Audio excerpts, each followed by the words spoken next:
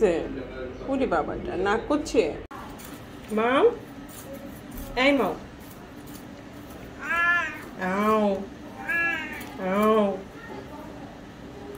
আহা যাও। মিও, দিচ্ছি তো তোমার, দিচ্ছি না? তোমার মাছ আলাদা না?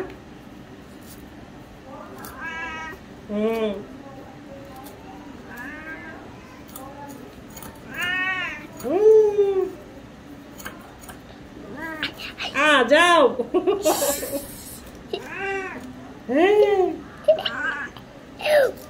মাছ খেতে মন চায়।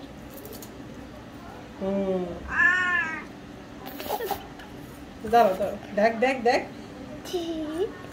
যাও। খাওয়া লেগে পাগল।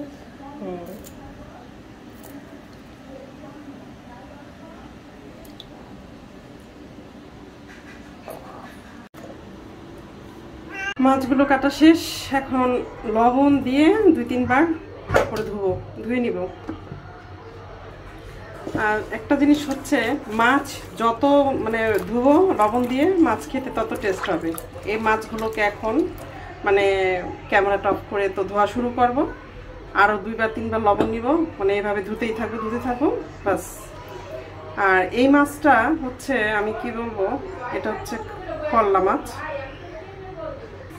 এই খল্লা মাছটার একটা ঘটনা আছে, সেটা হচ্ছে এই মাছটা না আমার শ্বশুর খেতে চাইতো না। কেন খেতে চাইতো না, এটার অবশ্য একটা কারণ আছে। সেটা হচ্ছে আমার শ্বশুর বলতো কি যে আমার না খল্লা মাছ খেতে ইচ্ছা করে না। আমি বলতাম কি কেন আব্বা?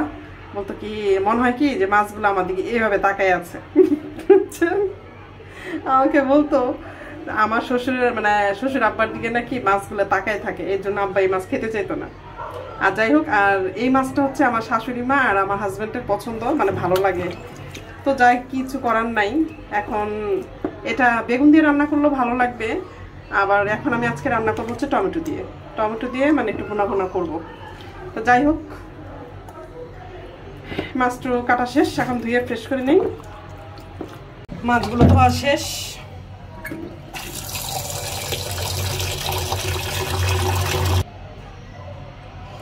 এখন রান্না করে নিব।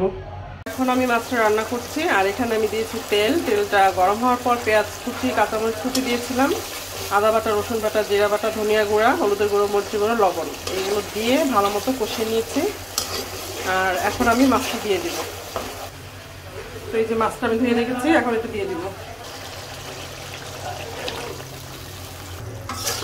এখন হালকা করে একটু নেড়ে নিব। আর এই মাছটাই কি মানে মাছটা না একটু মানে রান্না করার পর একদম খুব সফট করে মাছটা ধরতে হয়, মানে নাড়াচাড়া করতে হয়। এখন আমি টমেটো দিয়ে দিব। টমেটো দেওয়ার কারণ হচ্ছে দুটো একসাথে সিদ্ধ হয়ে যাবে, আর না হলে টমেটোগুলো মানে একদম মানে আস্তে আস্তে থেকে যাবে। এখন কষাবো একটু, বাস। এখন টমেটো দিয়ে দিব।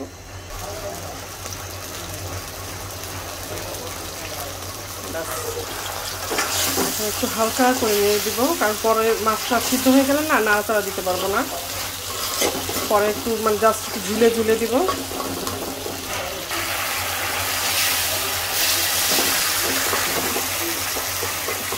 কষাইছি, হালকা করে একটু কষানো শেষ, এখন একটু পানি দিয়ে দিব।